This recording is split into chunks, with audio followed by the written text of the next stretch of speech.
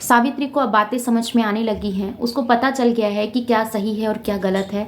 पर कहीं ना कहीं अगर वो चीज़ें इन चीज़ों को पहले से समझती तो मुझे ऐसा लगता है इतना जो पैसा उसका बर्बाद हुआ है वो नहीं होता।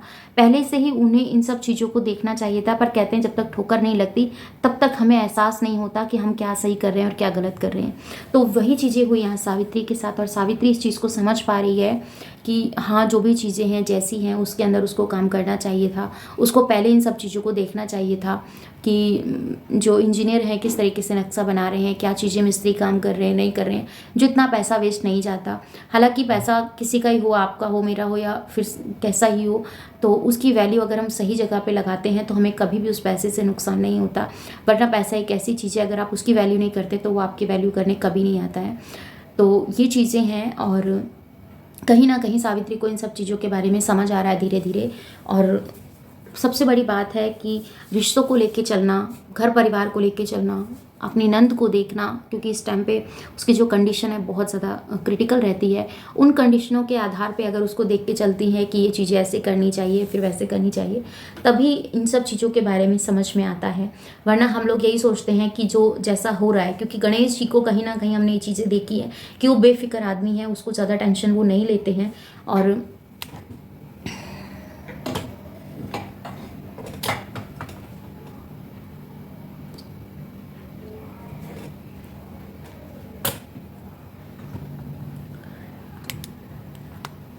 तो गणेश जी को देखा है कि वो ज़्यादा टेंशन नहीं लेते हैं, वो इन सब चीज़ों को इतना मतलब लाइटली लेके चलते हैं कि चलो हो गया कोई बात नहीं। कभी भी वो चीज़ें हमने नहीं देखी अब तक भी, जब से शादी हुई है।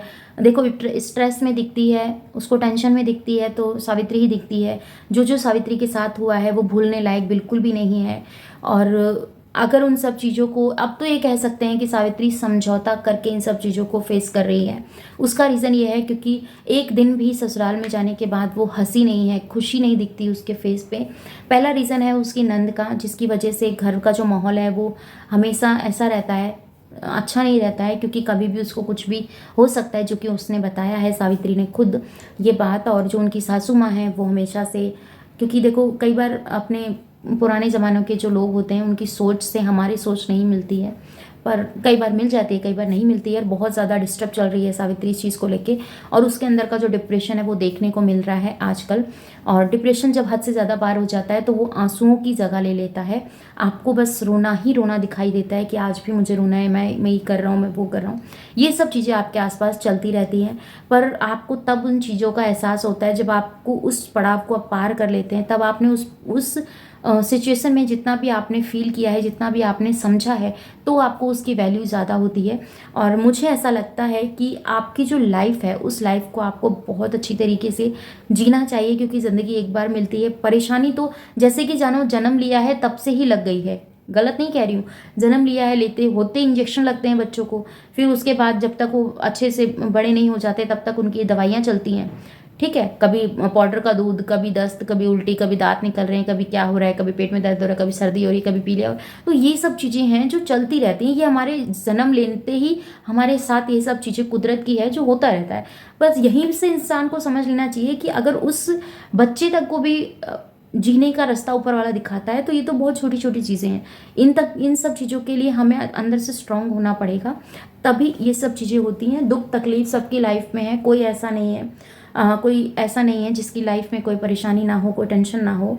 सबकी लाइफ में है, चाहे वो पैसे वाला हो, चाहे वो गरीब हो। गरीब है तो उसको अपने भोजन, पेट भर के भोजन की परेशानी है। अगर वो अमीर है तो उसके घर की स्थितियाँ ऐसी हैं जिसमें कि वो सब लोगों के सामने पब्लिकली नहीं लेके आ सकता है, क्योंकि ज़्यादा पैसा होता है तो ज़्यादा अय्याशियों में उड़ता है, नशों में उड़ता है, घर बिगड़ते हैं, बच्चे बिगड़ते हैं, अगर हद से ज़्यादा आपके पास कोई चीज़ आ जाती है तो। क्योंकि अगर आपको स्टार्टिंग से आपके पास है, एक कहावत है ना कि हम जो ख़ानदानी रईस हैं वो अपना लहजा नरम रखते हैं, और जो अभी अभी मिला है जिन्हें पैसा वो अपना अंदाज कड़क रखते हैं। तो कुछ इस तरीके से है, मुझे प्रॉपर लाइन नहीं आ रही है। मैंने सुना था इंस्टा पे, मैंने सुना था, एक रील्स देखी थी उसमें, वो भी काफ़ी टाइम पहले। अगर अभी सुना होता तो मुझे याद रहता, क्योंकि मैं इतनी जल्दी नहीं भूलती हूँ। फिलहाल तो अभी अपने जो काम चल रहा है उसी के बारे में नहीं भूलती हूँ। तो आपको क्या लगता है सावित्री को लेके कमेंट में बताइएगा। और प्लीज़ उसको ऐसे नेगेटिव कमेंट मत करो यार, हर्ट होता है। और गांव की बेटी है, शहर में जाके अपना सपनों का घर बना रही है, उसको प्राउड फील कराना चाहिए, आपको अप्रिशिएट करना चाहिए, उसको डीमोटिवेट मत कीजिए। और जितना हो सकता है उतना आप हर किसी का साथ दीजिए। जितना आप किसी को सपोर्ट करेंगे उतना ही लोग आपको भी दुआएं देंगे। बेशक आप सोचेंगे कि आपको नहीं मिल रही है, पर कुदरत आपके कर्म देखता है। आप किस कर्म के अनुसार अपने घर का को देखते हैं, किस तरीके से अपने उस काम को अंजाम देते हैं, कि आप कौन से रास्ता अपनी लाइफ के लिए चुनते हैं। अगर आपका रास्ता सही है तो मुश्किलें तो आती हैं, ऐसा कुछ है नहीं जहाँ मुश्किल नहीं आती है। और ज़िंदगी है तो परेशानी टेंशन तो इसमें लगी रहेगी, और ना तो वो हमारे मना करने से परेशानी टेंशन रुक सकती है, पर हाँ अगर हम अपने आप को मजबूत कर लें तो परेशानी भी रुक जाएगी, टेंशन है वो भी ख़त्म हो जाएगी, क्योंकि उसके लिए हमें अपने आप को स्ट्रॉन्ग बनना है। और ये सब चीज़ें आजकल मैं बहुत ज़्यादा अपनी लाइफ में फील कर रही हूँ। अब मैं ये सोचती हूँ जो भी मेरे साथ हो रहा है तो बस वही कर रहा है, जो वो कर रहा है वो अच्छा करेगा। सामने वाला दुख दे उससे अच्छा वो दे देना, तो वो देगा तो उसको वैल्यू पता होगी कि उसने कितना दुख दिया है और अब कितना सुख उसको देना है। सब उसके हाथ में है, अपना कर्म करना है और अपना कर्म करना भी चाहिए, क्योंकि सब चीज़ें हमारे हाथ में नहीं होती है। तो आपको क्या लगता है सावित्री को क्या करना चाहिए, और कमेंट में मुझे बताइएगा। और आजकल जो चीज़ें हैं, जैसा है लाइफ है, थोड़ा सा उतार चढ़ाव चलता रहता है। और अगर आप वर्क करते हैं तो उस वर्क में अगर आप अच्छे से नहीं कर रहे हैं तो कहीं ना कहीं आपको ये लगता है कि ये चीज़ें ऐसी नहीं होनी चाहिए। इनको अपने अकॉर्डिंग अगर आपको सही करना है तो समय के अकॉर्डिंग आपको चलना होगा। और आजकल कुछ चल रहा है ऐसा जो कि नहीं होना चाहिए। यूट्यूब पे मैं देख रही हूँ बहुत ज़्यादा न्यूज़ ऐसी आती हैं, कभी कुछ तो कभी कुछ, जो सुनने में बहुत ज़्यादा दर्दनाक लगती हैं। डर लगता है ऐसी न्यूज़ों से कि ये चीज़ें नहीं होनी चाहिए, और हो गई हैं तो ये गलत हैं, इनको नहीं होना चाहिए। और मुझे तो ऐसा ही लगता है कि जो भी है जैसा भी है उन सब चीज़ों को समझ लेना चाहिए सावित्री को, और जो कुदरत ने दिया है, जो उसने खुद ने चुना है, उसी के अंदर उसको खुश रहने की कोशिश करनी चाहिए।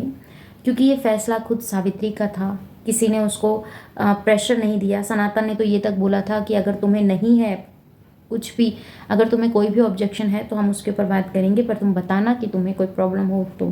क्योंकि फ़ैसला सावित्री का था, ज़िंदगी उसको खुद बितानी थी। अब क्या जैसे तैसे करे वो कर रही है। तो मिलते हैं फ्रेंड्स आपसे नेक्स्ट वीडियो में। और सावित्री आजकल जिक्र कर रही थी कि उसको मतलब सपने में कुछ ऐसे अटपटे से सपने आते हैं भूत प्रेत वाले। तो जब घर में ऐसा माहौल रहेगा तो पूरे दिन माइंड में वही चीज़ें रहती हैं, उन्हीं चीज़ों के चलते हमारा जो माइंड है वो वही काम करता है, वही चीज़ें सोचता है। जो दिन भर आपके आसपास होता है वही आपके सपनों में घूमता है। तो आप थोड़ा सा अच्छे से रात के टाइम अपना मुंह धोकर और कान पे थोड़ा सा पानी लगाकर, ऐसे मुंह धोने के बाद कान पे पानी लगा के सोया करो। उससे क्या होता है, मुंह धोने से जितना भी होती है नेगेटिविटी वो निकल जाती है। कान पे पानी लगाने से क्या होता है, दिन भर की गंदी ऊट पटांग जो बातें होती हैं वो भी निकल जाती है, और आप बिल्कुल फ्रेश होकर आराम से सो सकते हैं। फिर आपको कोई ऐसा सपना नहीं आएगा, कोई डरावना या कुछ भी। और कई बार सपने ऐसे होते हैं कि हमें हमारा भविष्य दिखाते हैं, और कई बार सपने ऐसे होते हैं जो हमारे दिन की दिमाग की जो बातें होती हैं उनमें ही आ जाते हैं, बस और कुछ नहीं होते हैं।